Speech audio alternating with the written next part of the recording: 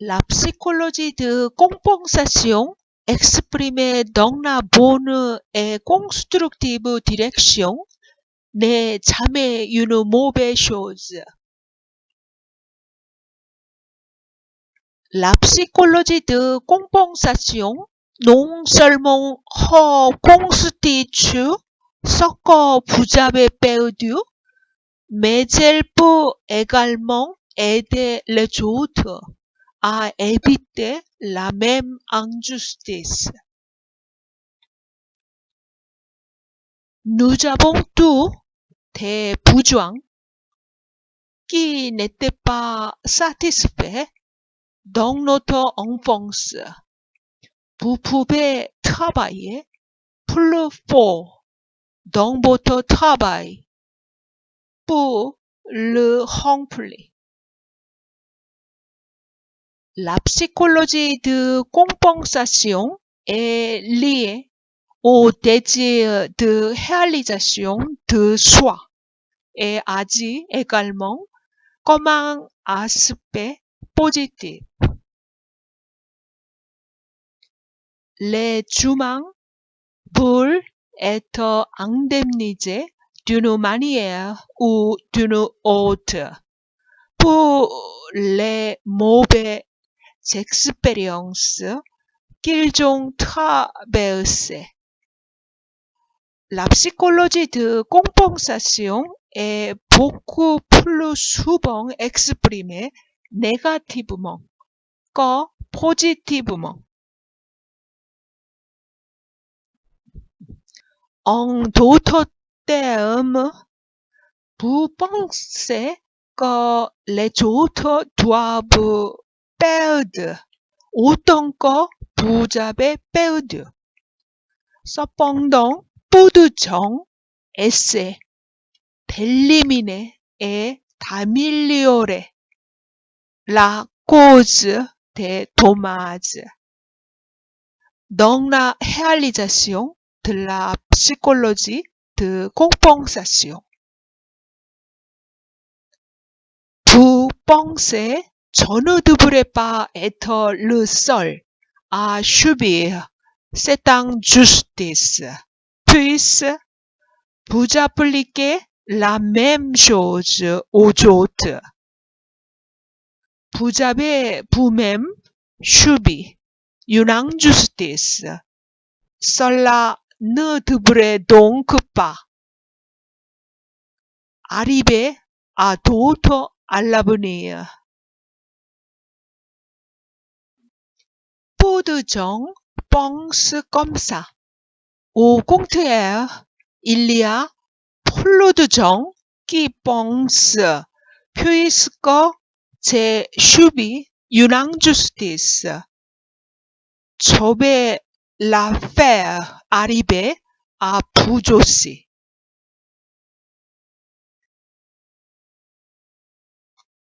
Ça m'est arrivé aussi et comme c'est comme ça, tout le monde devrait souffrir comme moi. Ceux qui ont déjà souffert le pensent. Quand ils sont faibles, ils réclament l'égalité. Cependant, la réalité est que lorsque vous accédez à la position d'une personne forte, vous appuyez sur les autres. Peu importe à quel point c'est juste, il n'y a pas beaucoup de gens qui osent sacrifier leur propre intérêt. Lorsqu'il était soldat de première classe, il a dit « Je ne devrais pas être comme ça » tout en subissant les brimades de ses supérieurs. Cependant, lorsqu'il devient caporal, il harcèle souvent également ses successeurs.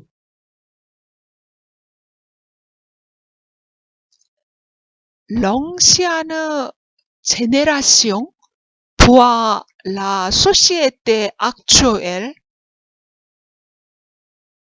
plus développée que son enfance. La génération plus âgée a une mentalité compensatoire, se demandant pourquoi elle ne pouvait pas profiter du temps présent.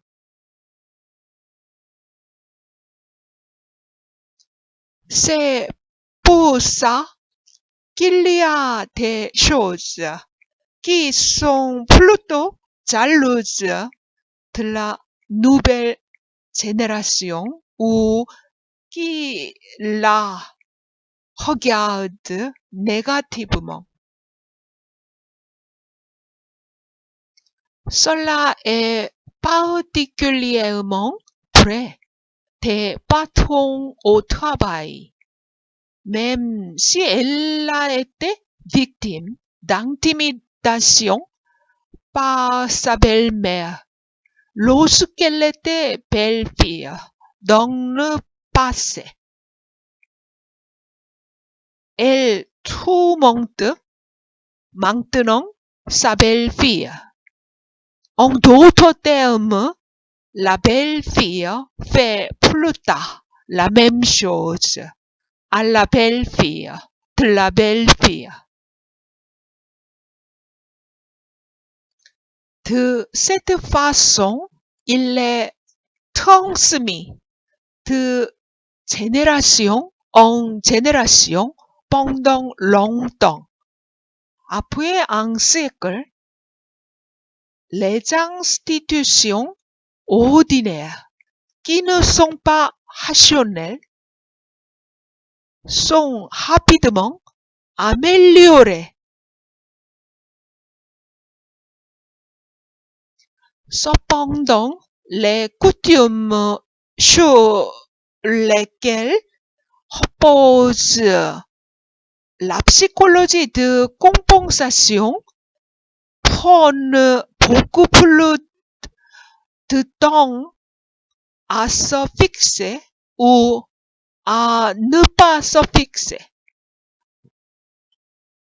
La surconsommation, la consommation de représailles et les achats impulsifs peuvent également être considérés comme des exemples de la psychologie de compensation. Par exemple, il y a des cadeaux pour moi et apaiser l'esprit déprimé causé par le virus corona avec le shopping. En grandissant, si vous êtes victime de discrimination dans votre famille, le fait que vous n'ayez pas mangé suffisamment de ce que vous vouliez dans l'enfance apparaît dans votre psychologie de compensation et votre appétit pour la nourriture s'intensifie.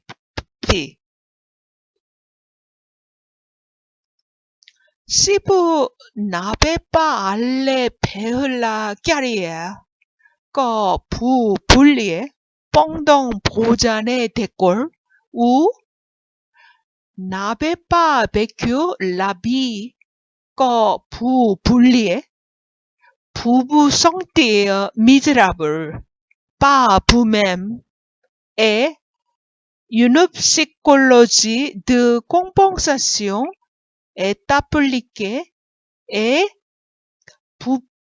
pouvait tomber dans la gourmandise, la consommation excessive d'alcool, le divertissement ou la dépendance au tabac. Se plaindre de son passé malheureux ne change rien. Donc, finalement, la psychologie de compensation émerge. Ces addictions s'apparentent à une soif insatiable qui entraîne des habitudes. Une émotion similaire à la psychologie de compensation est la satisfaction indirecte. Un exemple représentatif est lorsque les parents utilisent leurs enfants comme outil de réussite, en particulier dans le cas des parents qui ont eu une situation financière difficile. Ils peuvent avoir un grand stress mental en raison du traumatisme ou des expériences négatives de l'époque.